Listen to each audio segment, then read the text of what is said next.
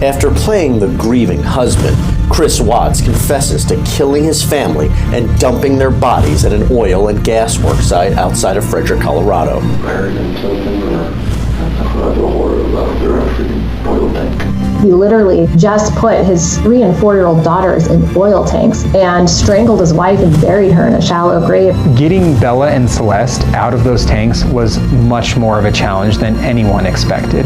This man stood on his porch and begged for the return of his family. How could we have been so fooled? It does not seem like something a human being could do. God have mercy on his soul for betraying with those kids and his wife. This is my flesh and blood. This is like what I wanted all my life.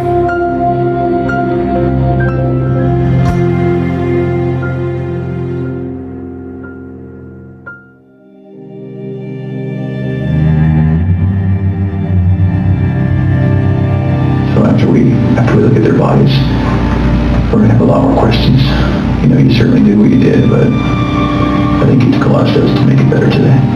Sorry I left you last night, and sorry I left you today.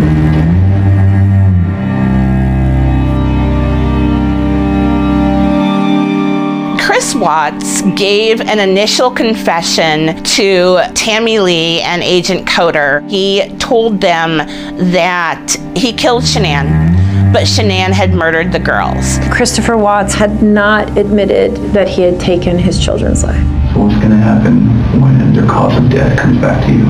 Or the girl's not going to, okay? You sure? I'm 100% positive it's not gonna come back to me. I would hate for Shanann to get a bad rap if she didn't have anything to do with it. You know, it's not fair. I know. So, you want to tell us the truth? That is the truth. It's not her this time.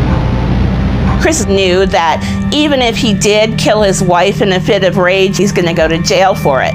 After a full day of interrogation and a failed polygraph test and now a confession just before midnight, Chris is arrested. Chris, just stand up for me. I'm gonna have you face that wall. Just lift up your hands.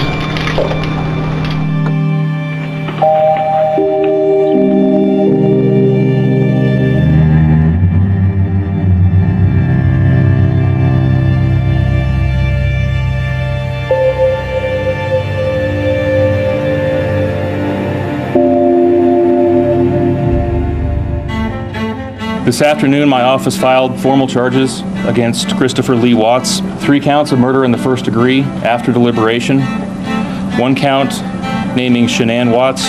1 count naming Bella. 1 count naming Celeste. About 2 months after the disappearances, Chris makes a trade with the district attorney that he will admit guilt to all 3 murders so long as they do not pursue the death penalty with him. Christopher was entering a guilty plea to having killed the children. He was going to get a life sentence. There was no way that he was going to be able to fight this in court.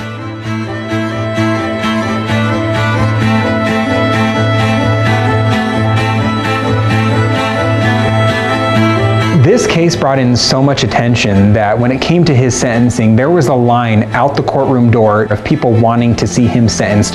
There was a media frenzy. Everyone, everywhere, all the news channels around the world. This was the case that people wanted a punishment for. Chris was brought in shackled, wearing an orange jumpsuit, never made eye contact with anybody. There's never an amount of justice for that kind of murder and that betrayal. I think death is even not good enough for him. Please rise. Court is in session. The Honorable Marcel Cobb presiding. Good morning. You're welcome to be seated. The questions that have screamed out to anyone who will listen since August 13th of 2018 are why and how. Why did this have to happen? How could a seemingly normal husband and father annihilate his entire family? For what? These are the questions that only one individual in this courtroom or on this planet knows the answers to. Shanann, Bella, and Nico love and caring people. They love life. They love being around people who love them. I trusted you to take care of them, not kill them. You buried my daughter Shanann and Nico in a shallow grave, and then you put Bella and Celeste in huge containers of crude oil. You heartless monster. This is hard to say, but may God have mercy on your soul. I hope you enjoy your new life. It's nothing like the one you had out here. We loved you like a son. We trusted you. Your faithful wife trusted you. Your children adored you, and they also trusted you. Your daughter Bella Marie sang a song proudly. I don't know if you got to see it, but it was Daddy, You're My Hero.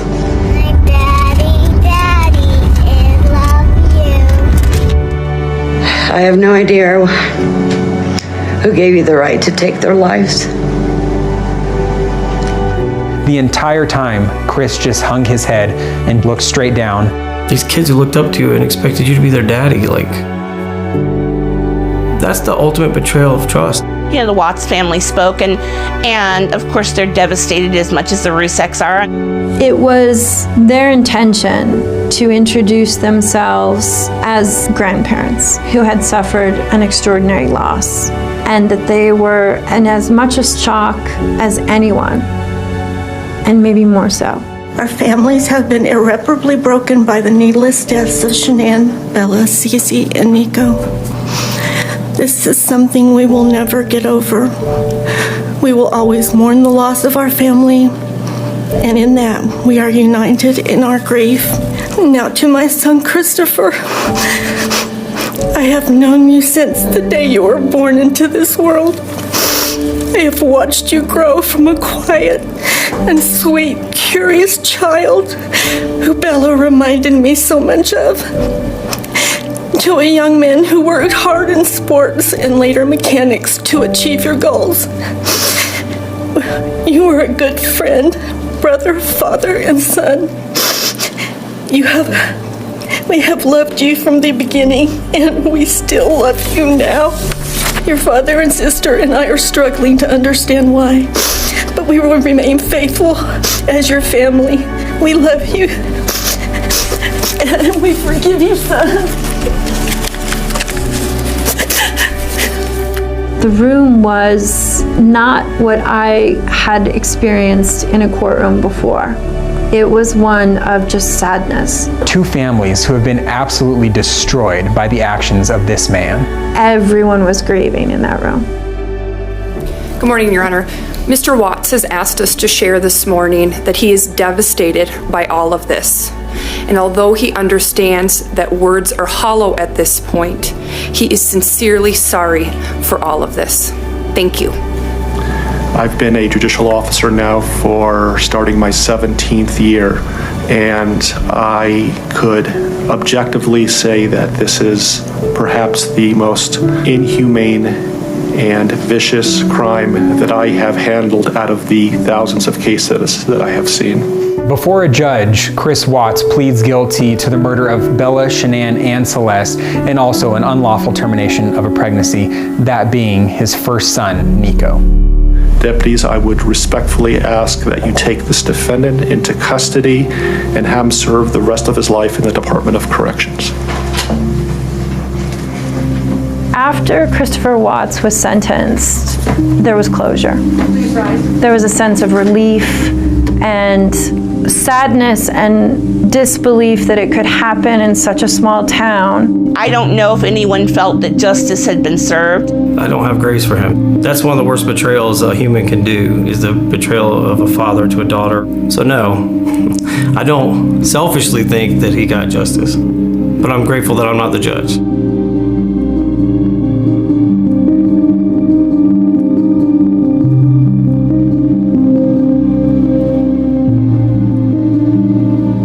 After Chris went to prison, we thought we would never hear from him again, but it was actually only just beginning.